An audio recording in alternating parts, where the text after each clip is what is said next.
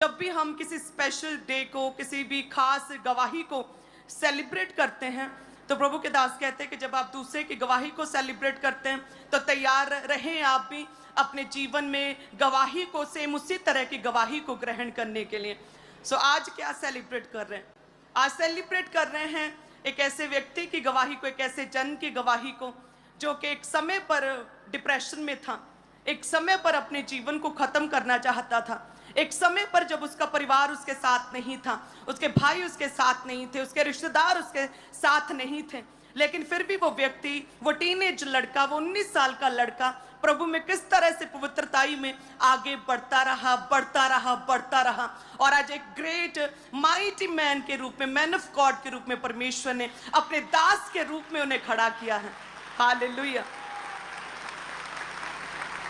Spiritual day, spiritual journey, यदि हम भी सेम उसी तरह से अपनी प्रार्थनाओं को प्रथम रखें अपने जीवनों में, कोई मैटर नहीं करता हमारे जीवन में क्या हालात है, क्या प्रॉब्लम्स हैं। प्रभु के दास बताते वो अपनी गवाही को कि जब वो सेवा कर रहे थे, जब वो प्रभु में आगे बढ़ रहे थे, जब नशों को छोड़ चुके थे, प्रभु यीशु मसीह को अपना उद्धारकर्ता ग्रहण कर लिया था, कहते फिर भी अटैक जो है वो कम नहीं हुए।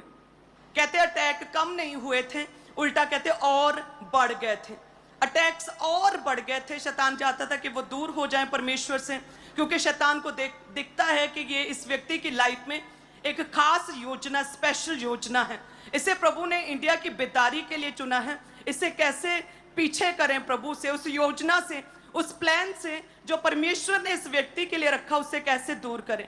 कहते हैं कि मैं प्रेयर में था,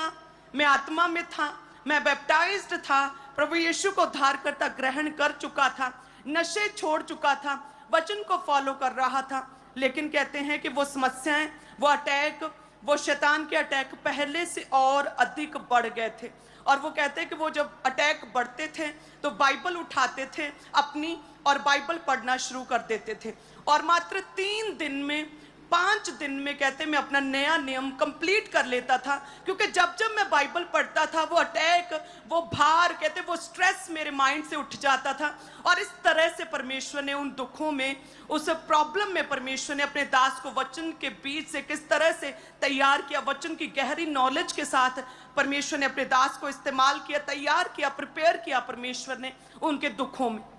दुखों में हमें परमेश्वर से, उसके वचन से कभी दूर नहीं होना चाहिए। आज एक विश्वासी बिल्कुल इसका उलट करता है कि जब प्रभु के दास को प्रॉब्लम्स थी तो वो बाइबल पकड़ के बैठ जाते थे, और 8-8 घंटे वो कहते कि मैं रोज बाइबल पढ़ता था, सिर पर तेल लगा के और बाइबल उठा के